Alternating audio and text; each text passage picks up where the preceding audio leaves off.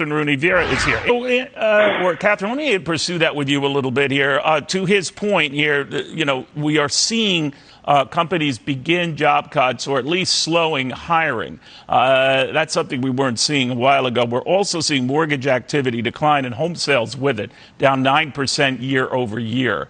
Having said that, though, retail sales, even though they've been declining, remain remarkably strong. So which is it? Well, we are entering recession regardless of what the data says, and I, as well as the Fed, see unemployment rising to 4.2%.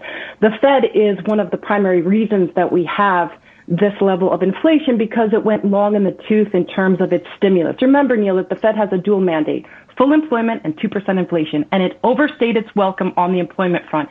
It thought that it explicitly stated, Neil, that they needed to support the labor market when in fact it was already at full employment. So the Fed needs to stamp out inflation that in itself partly caused. And I think the only way that they do that is with economic contraction. So the last week's data, Friday's data came out basically saying, the labor market is still strong. The Fed is going to have to hike rates. So the Fed's going to hike rates. We are going to enter into economic contraction. And even if the labor market, shows that the consumer is still strong, the consumer is hurting. The real economy is hurting, and people are suffering. I spoke with a propane salesman just yesterday who said that low-income and middle-income people are having to choose between energy and buying their medicines, and it's really a problematic situation, especially with inflation.